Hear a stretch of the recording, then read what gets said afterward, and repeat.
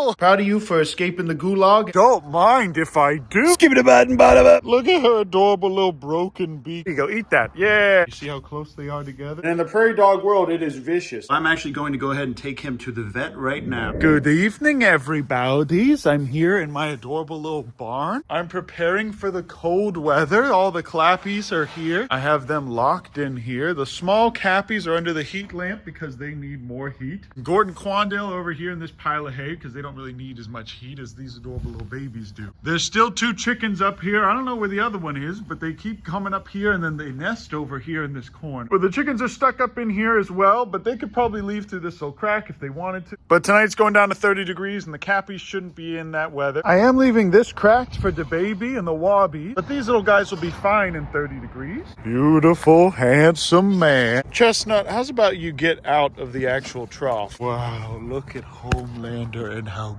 cute he is. Oh my goodness. Look at these beautiful creatures. Don't mind if I do. But okay, I just fed all these animals and now I just need to trap that one little duck that Tank and I rescued so we can rehome her to an amazing home. Come on, children. I know it's nighttime and it would be a lot easier for me to just get her with a net. Oh, sweet wampum. I got her. Look at her adorable little broken beak here with her tongue hanging out. Okay, guys, welcome back. Most of the time when I rehome animals, I like to respect the privacy of the new owners, so I don't really film the rehoming process. We love this adorable little baby girl, and we have permission from the owners, who apparently live only 10 minutes from our house. But if you guys don't remember, this is an adorable little duck boy that Tank and I rescued that was just abandoned downtown in Waco. And I've had her for probably about like 5 months now. I don't know, like 4 months. You guys can go back and watch the video. The people who were given this duck to recently lost the majority of their ducks in a fox attack, but they have since upped their security a ton, and I'm going to go ahead and inspect it, make sure everything's good. They have one duck that's all lonely and sad. This little fella is going to be giving her company. Right off the bat, these two got along really well, and they went right into their little coop to roost. They've since reinforced their coop, and I'm going to help them trap that fox, and this is a little video of them swimming around being adorable. Good morning, everybody. It's tomorrow now, and look at this adorable little baby. This is the new setup I have for her. I let her sleep out here just in case she wants to hop out of the pouch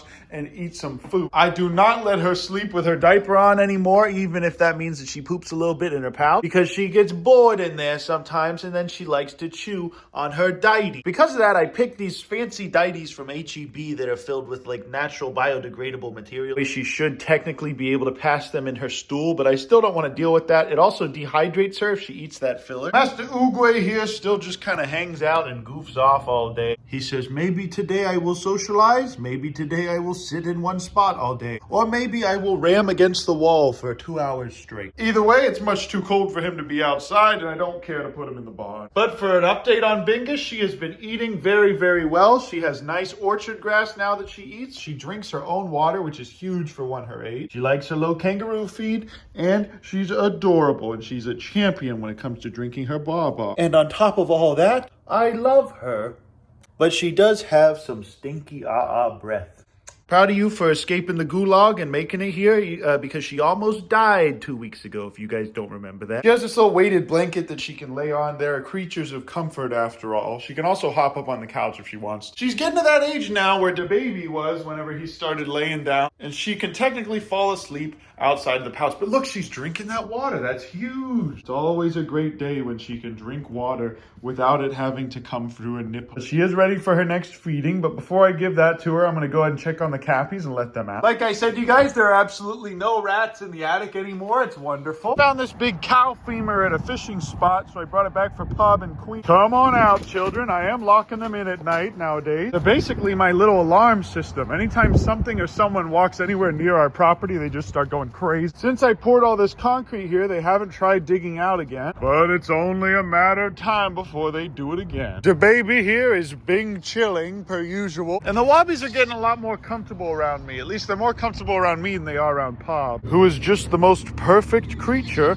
on our farm. Look at this little man. Look at these little lip things that he has here. What are these called? Dewlaps? Oh, sweet wampum. Look at those dewlap. Wow. I now need to refill the water for the cappies twice as often because we have 4 of them now. Thank you for that private concert that you gave me last night, DaBaby, the hit rapper and artist from Cleveland. No, you don't need to hug me, sir. You don't need to hug me. Every day he's turning into a big, strong adult with his nice little red neck here. That's a sign of maturity in an adult male kangaroo. Wobby moment. Whoa, is that a wobby? This is a really skittish one. I have never messed with him, and yet he still is like that. These guys did really well here last night with the heat lamp, and now they hang out together a lot more, and they cuddle. So they're a lot more of a herd nowadays. Look at that. You see how close they are together? They used to not be like this. I also think that locking them together last night was really good for them. I cleaned up all the poop over here, and now I'm going to go ahead and let these little fellas out. I love this. To lift this thing, all I have to do is just pull on this chain here, and they know when this opens up, it's time for them to go outside. I am going to have to put them right back inside, though, tonight. There's still tons of grass out here for them to eat, but I've noticed that having 2 more does do a damage to some of the grass. But come springtime, I'm not going to be worried about that. They're going to have lots of grass to eat. Let me know in the comments, should we name them Kumala and Sylvesters? Let me know by liking, commenting, and subscribing to this video. Oh, he's getting all up in there in Gort's bosom. Don't mind if I do, Kumala says. Either that or Nathaniel B.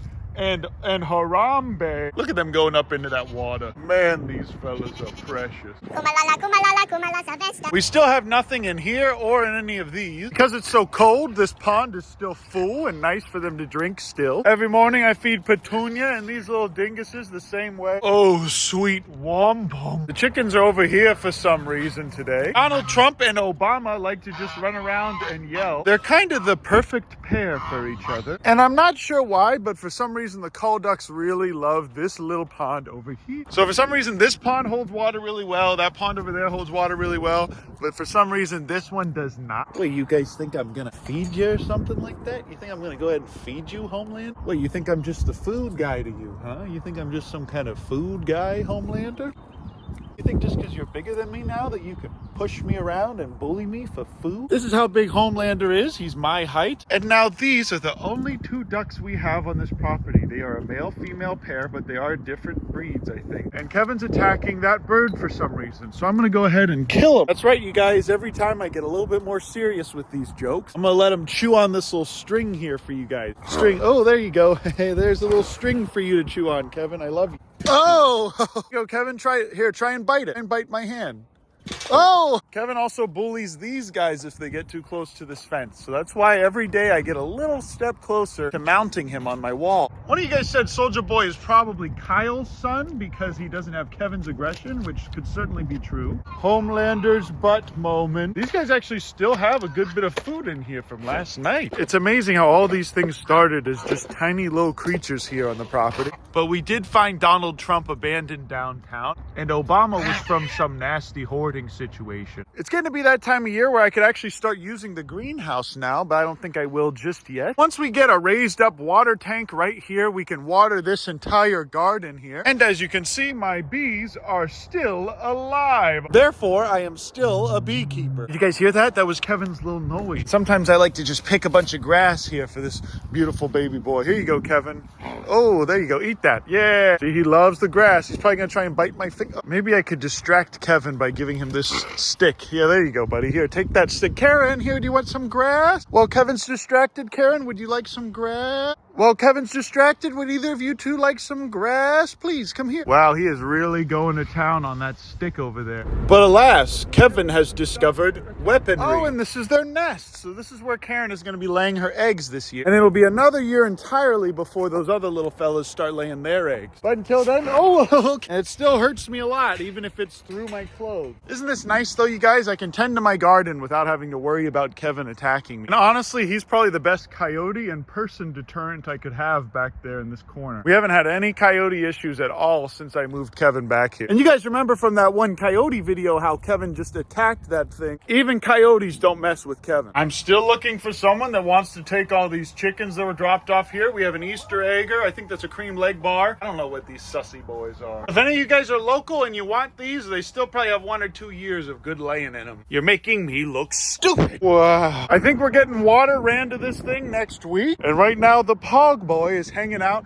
in our new living room. But until then, this is still just a cringe platform. And now that these guys have this bone, I don't have to worry about them chewing on stupid things anymore. Anytime I go fishing or visiting people's farms, I always pick up femur bones if I can find them. Things are worth like 20 bucks at Tractor Supply. Oh, look at her. Poggers cares nothing for such trivial matters. Wow, there's the Mrs. Ounce in the flesh with Mr. Wait, which one is that? Who's who? Oh, this is Mrs. Ounce and this is Mr. Ounce. Hello. Oh, and Cringe is down there. Hello, Biggerton. Oh, they were fighting, you guys. They were fighting. Why were they fighting? I think Mrs. Ounce here is actually a boy, and Big Ounce is also a boy, so that's probably why they were fighting. And they may be fighting over Cringe, who is actually the only female. Yep, I'm going to be separating Big Ounce from now on from this little dingus, because they are fighting a lot. Okay, gamers, Big Ounce has sustained some pretty heavy injuries on his belly. I'm actually going to go ahead and take him to the vet right now, because I love this adorable little boy, and I know you all love him too. We're going to do whatever we can to make sure he's okay, but we definitely cannot put him in there with the other two. The people that gave me those other two prairie dogs told me that they were females, but this is my fault because I didn't do my due diligence, and for that, to everybody here and to you, Big Ounce, I apologize. Would have thought though that Big Ounce would have lost a fight after all the wars he's fought in. I'm going to go ahead and bring him right to the vet immediately. Thankfully, we have an exotic vet very, very close to us, and we will see if he needs to get some stitches. Because I'm pretty sure this is going to take a while, I'm going to go ahead and give Bibis her bottle now. You guys know for a long time we thought for sure that Mrs. Ounce was in fact a female. Although we had little suspicions, they never fought until now. And they bid together in there for almost a whole year until now. They haven't fought though. I think the reason for that is because the female is now finally ovulating. And female prairie dogs go through an hour-long estrus. So for a very brief period of time, she becomes ready to mate. And that's whenever the males kind of turn on the switch. And if they have to compete to mate with her, they're going to fight. And in the prairie dog world, it is vicious. There's no displays of dominance. There's no submission. It is literally just, I'm going to fight you until I can breed with this female. So as soon as this little dimbus is done drinking her baba, I'm going to take him over to the vet. And it's going to have to be an expensive emergency visit, but it's worth it for that adorable little boy. Please pray for him, you guys, because he's going to need all the prayer he can get. I just called some prairie dog experts and friends of mine, and they said that he should be okay as long as he gets some stitches, as long as they disinfect everything and immobilize him. But after that, we're going to have to keep him inside for the rest of his life. Big Ounce has survived far worse atrocities than this, and I'm praying that he'll survive this as well. So please do a little prayer for him. I'll keep you guys posted as soon as we figure it out. But I love you guys. I appreciate you. Thanks so much for watching this video, and I'll see you in the next... Oh, I almost forgot to tell you.